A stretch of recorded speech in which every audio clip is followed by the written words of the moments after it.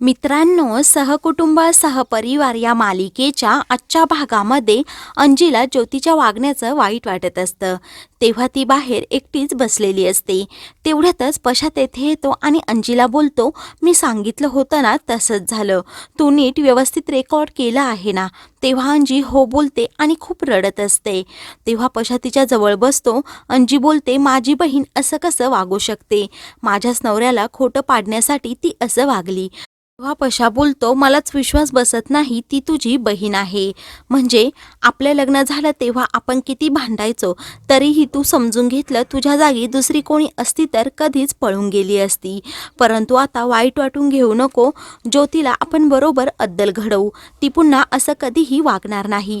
अंजी बोलते, ज्योतिताईने जे केलं त्याचा विचार जरी केला तरी मला खूप रडायला येतं. पशा बोलतो, तू यामध्ये पडूच नको आणि सांगतो की तो व्हिडिओ मी दादाला गुढीपाडव्यालाच दाखवतो. तोपर्यंत तू घरात काहीच बोलू नको. रात्री अंजी, अवनी आणि सरिता हार बनवत असतात. अवनी तिने बनवलेला हार त्यांना दाखवत असते. तेव्हा अंजीचं लक्ष नसतं. अंजी वाती बनवत असते. अवनी सरिताला बोलते, या सर्व फुलांनी सजवलेलं घर किती भारी दिसेल. सरिता बोलते, तोरणदाराला लावल्यावर अजून शोभा वाढते. अवनी बोलते, मागच्या वर्षी तुम्ही कोणीच नव्हतात गुढी उभा राहिला. आम्हीच सर्व काही केलं आहे.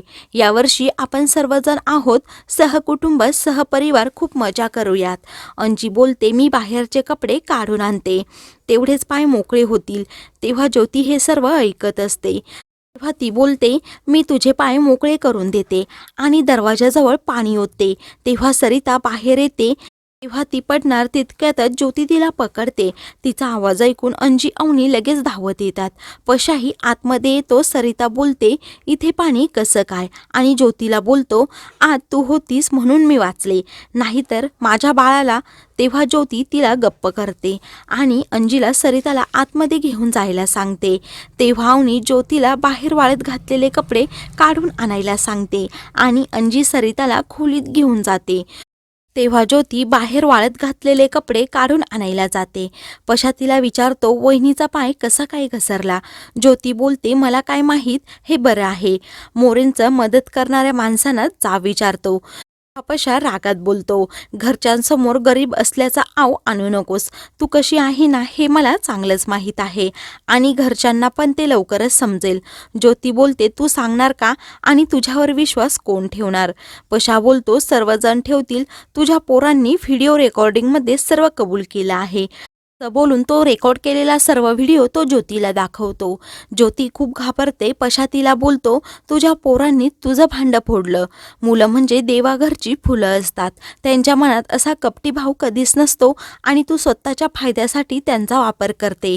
आई नावाला तू कलंक आहेस. आणि तिला सांगतो, या घरातल्या माणसांपासून आणि गुढीपासून लांब राहायचं, नाहीतर हा व्हिडिओ मी सर्वांना दाखवणार आहे.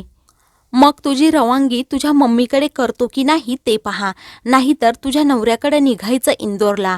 इकडे मुलं रूममध्ये खेळत असतात. तेव्हा सचिन सागरला बॉल मारतो आणि तो सागरच्या छातीवर लागतो. तेव्हा सागर खाली पडायची ॲक्टिंग करतो. सचिन खूप घाबरलेला असतो. त्यानंतर सागर उठतो. तेवढ्यात ज्योती तेथे येते आणि मुलांना बोलते, मी काय सांगितलं होतं, कुणाला काही सांगायचं नाही. सागर सांगतो, भैयाने सगळं सांगून दिलं. सचिन बोलतो, तो मला चिडवत होता म्हणून मी सांगितलं. ज्योती त्याला खूप मारते आणि चिडचिड करत असते आणि बोलते, तुमच्यामुळे मला हे घर सोडायची वेळ आली.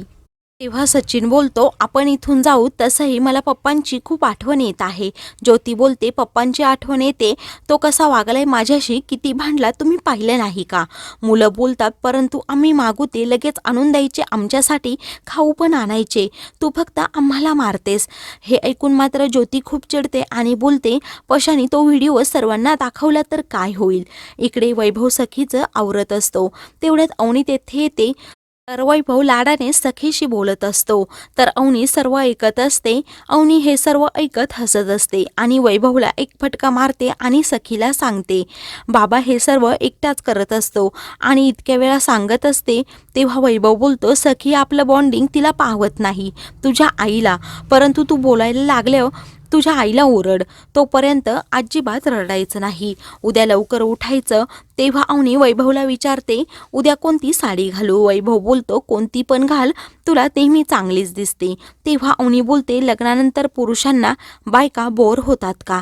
वैभव बोलतो, होत असतील.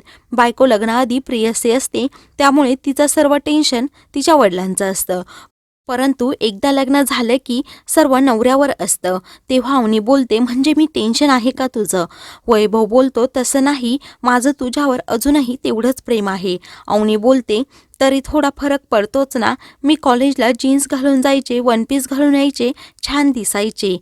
परंतु तुझ्या म्हणण्यानुसार मी साडी नेसायला लागले, कारण तुला मी साडीतच छान दिसायचे. लास्ट इयरला हीच साडी नेस यासाठी तू मला फोन केला होता. हेच कर तेच कर असा नेहमी मला सांगायचा, आणि आता तुला हवं ते कर असं सांगतो. तेव्हा वैभव बोलतो, तेव्हाचे दिवस खूप वेगळे होते. आता सखीचं कौतुक करायची वेळ आली आहे. तेव्हा अवनी बोलते, मी पण माझ्या आवडीनिवडी बाजूला ठेवून रोज साडी नेसते, ते विसरू नकोस तू. उद्यापासून मी वन पीस घालणार आहे. वैभव बोलतो, नको. तेव्हा अवनी हसते आणि कोणती साडी नेसू असं विचारते. तेव्हा वैभव अवनीला लगेच साडी चॉईस करून देतो.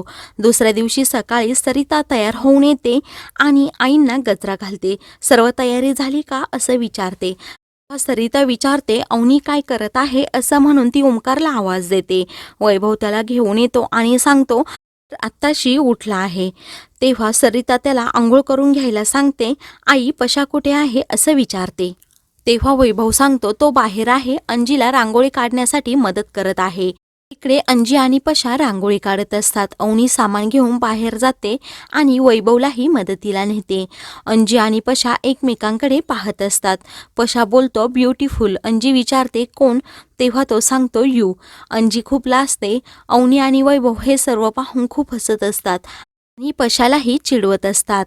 पशाला बोलते, काय रे, बायको एवढं नटून थटून आली आणि काही कौतुकच नाही, सर्व नवरे सारखेच आहेत. तेव्हा वैभव बोलतो, अवनी तू नेहमी सुंदरच दिसते. अवनी बोलते, बस वैभव, तुझी मस्करी मला नेहमी कळते, मी तुला चांगलंच ओळखते. वैभव खूप हसत असतो. तेवढ्यात ओंकार बाहेर येतो. वैभव त्याला परत चिडवतो. सर्वजण आवरून बाहेर येतात आणि घरातील सर्वजण मिळून गुढी उभारतात. सर्वजण खूप खुश असतात. सर्वजण हात जोडून गुढीचं दर्शन घेतात आणि सूर्यपूजा करतो आणि सर्व बायकांना गुढीला ओवाळायला सांगतो. सर्वजण गुढीला ओवाळतात. तेव्हा सर्वांचं ओवाळून झाल्यावर अवनी ज्योतीला पूजा करायला बोलवते. तेव्हा ती नको बोलत असते, परंतु सरिता तिला हट्ट करते. पशा तिला अडवतो. सूर्या बोलतो, आज कटकट करू नको, सण आहे. पशा बोलतो, तुला माहीत नाही हिने काय केलं आहे. तेव्हा तो सूर्याला व्हिडिओ दाखवणार, परंतु त्याला तो व्हिडिओ सापडतच नाही. हे पाहून पशा खूप घाबरतो. अंजीही टेन्शनमध्ये येते. तर मित्रांनो, पुढील भागात आपण पाहणार आहोत, पशा तो व्हिडिओ शोधत असतो. पशा तिला बोलतो, खरंच ज्योतीने हा व्हिडिओ डिलीट केला असं वाटतंय. अंजी सांगते, तिने नाही, मीच डिलीट केला तो व्हिडिओ. मग पशा ज्योतीला विचारतो, का आमच्या मागे लागली आहे, तुला काय पाहिजे? तेव्हा ज्योती सांगते, मी जे गमावलं आहे ते मला पाहिजे. तेव्हा हे ऐकून पशाला धक्का बसतो. तर मित्रांनो, अशाच मालिकेंचे पुढील भाग पाहण्यासाठी चॅनलला सबस्क्राईब करा.